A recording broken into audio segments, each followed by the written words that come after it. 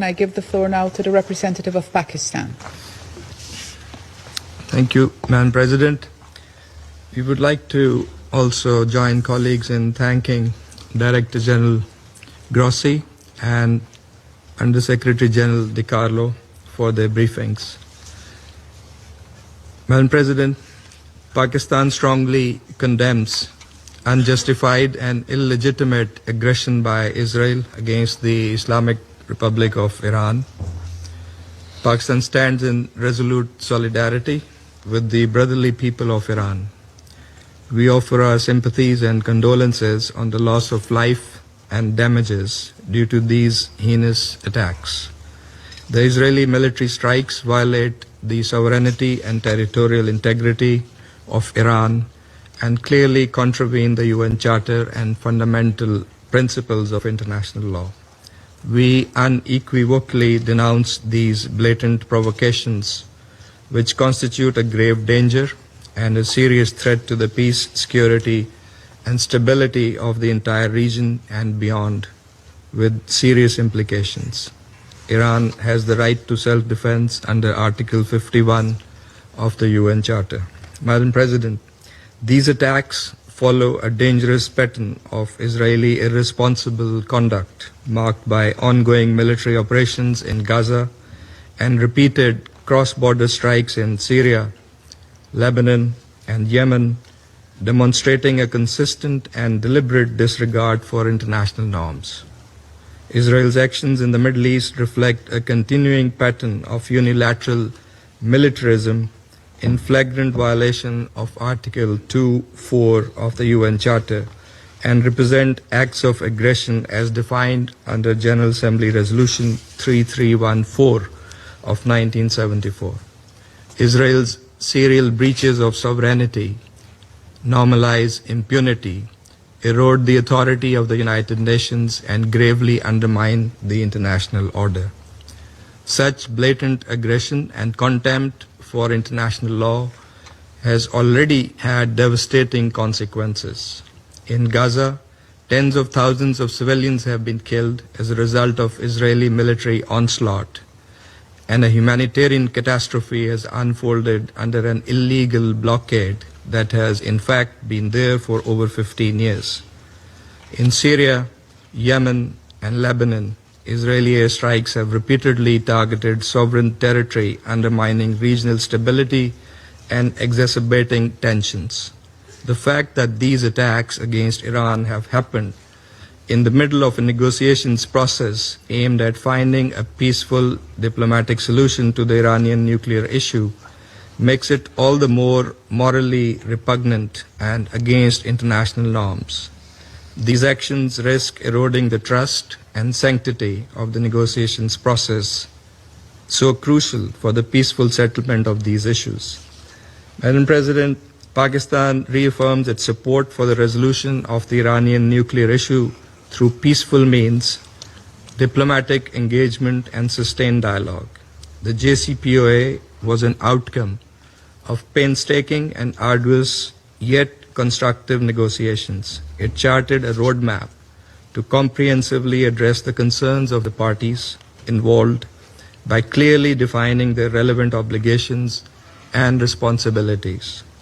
The illegal use of force against Iran and the ensuing situation are likely to frustrate the ongoing diplomatic efforts and could destabilize a region that is already under very severe stress. The ongoing diplomatic context to reach a negotiated deal and other endeavors to promote regional peace and security must not be allowed to be appended. It is highly regrettable that these attacks have happened when the IAEA was continuing its verification activities in Iran. Such actions threaten the IAEA's technical work, which should be supported and not disrupted. Israel has violated international law, IAEA statute, and several IAEA resolutions by attacking the IAEA safeguarded facilities. In addition to serious violation of international law, these attacks risk setting a dangerous negative precedent and pose a grave threat to safety of populations in the region and around the globe. Pakistan, as an immediate neighbor of Iran, is therefore seriously concerned. Security Council Resolution 487 strongly affirmed such attacks as a clear violation of the UN Charter, the norms of international conduct, and a serious threat to the entire IAEA safeguard regime. We call on all parties, Madam President, to fulfill their respective obligations and responsibilities and avoid escalation. Even in these testing times, diplomatic engagement and dialogue must be prioritized.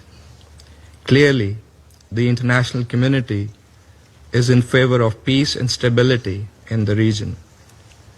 In a few days, next week, the international community, the UN membership, was to come together to express its will to chart the path for the Palestinian state as part of the two-state solution that would usher in the long-awaited, just and durable peace in the Middle East.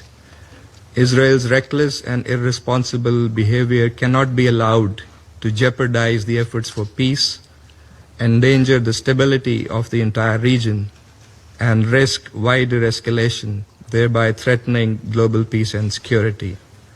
The Security Council bears primary responsibility to maintain international peace and security and to stop this aggression immediately. It must hold the aggressor accountable for its actions. This Council must deny Israel the free hand and the impunity with which it continues to operate in defiance of international law and international opinion. It is also our collective responsibility to reject any notions by anyone, anywhere, that seek to distort, misuse, and abuse the right of self-defense in violation of international law and the UN Charter. Finally, this Council must collectively muster the courage to take positions and adopt decisions that are in full conformity with the Charter of the United Nations. In accordance with its responsibility, the Council should encourage, support, and prioritize dialogue and diplomacy to advance peaceful resolution of conflicts. That is the only viable path forward, as many around the table have also echoed in their comments. I thank you, Madam President. I thank the representative of Pakistan for his statement.